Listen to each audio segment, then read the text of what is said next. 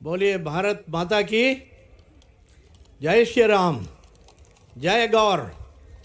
हम सब के लिए आज का दिन बहुत महत्व का है, जब हम सबको, सागर वासियों को, मध्य प्रदेश शासन के यशस्वी मुख्यमंत्री और पिछले एक वर्ष में जिन्होंने सागर शहर के लिए इतना कुछ दिया है कि हम सब अभिभूत हैं। और मेरी इच्छा तो ये थी कि आज माननीय मुख्यमंत्री महोदय का नागरिक अभिनंदन होना चाहिए। आज आप सबकी करतल ध्वनि के साथ माननीय मुख्यमंत्री जी महोदय का वर्षों से जिस बात का हमें इंतजार था, ज्ञान के प्रकाश को जो धूमिल होता जा रहा था सेंट्रल यूनिवर्सिटी के कारण, उसको किस तरह से उन्होंने राजकीय विश्वविद्यालय की स्थापना करके रानी अवंतीबाई लोधी राजकीय विश्वविद्यालय की स्थापना की। मैं हजारों युवाओं की ओर से माननीय मुख्यमंत्री महोदय का आज सागर की डॉक्टर गौर साहब की नगरी में बहुत बहुत स्वागत करता हूं। हम सब के लिए भी एक गौरव की बात है कि जिन्होंने सागर शहर के ही शासकीय विद्यालय में शिक्षा ग्रहण की और अनेक लोगों के साथ उनका बहुत आत्मीय संबंध है, और आज वो वर्तमान में उत्तराखंड के मुख्यमंत्री के रूप में उत्तराखंड की शोभा बढ़ा रहे हैं। ऐसे सम्मानित पुष्कर सिंह धामी जी के लिए भी जोरदार तालियां के साथ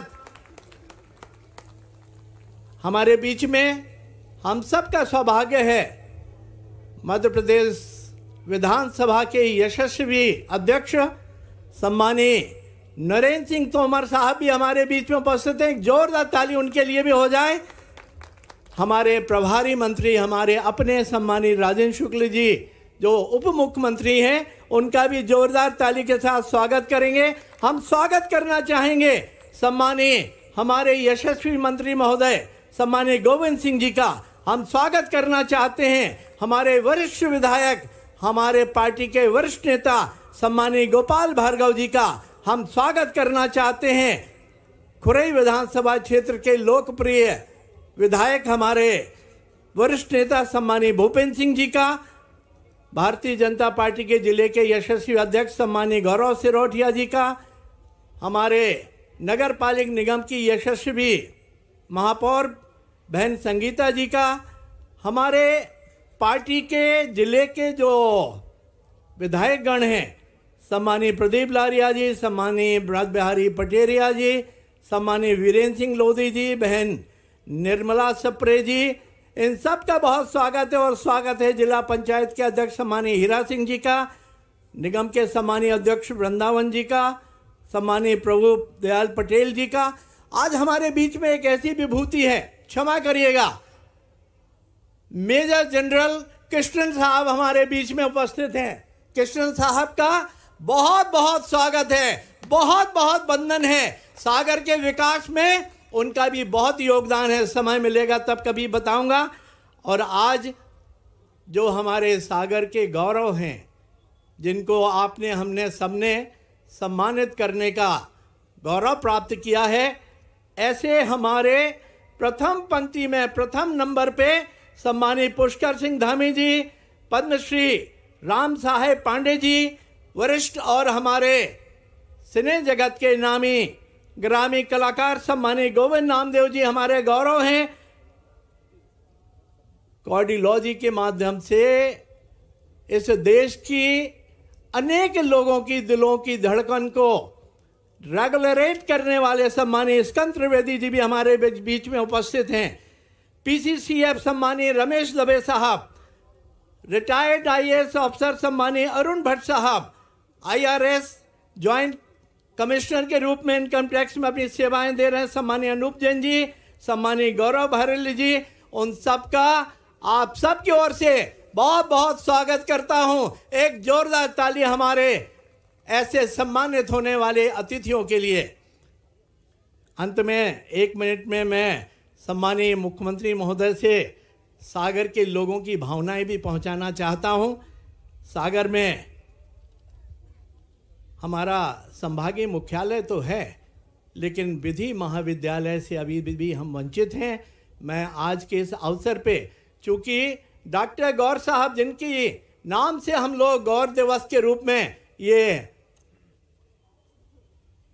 आज का दिवस मना रहे हैं, गौर साहब के नाम से एक विधि महाविद्यालय की माननीय मुख्यमंत्री महोदय घोषणा करेंगे तो ये गौर साहब के लिए एक सच्ची श्रद्धांजलि होगी।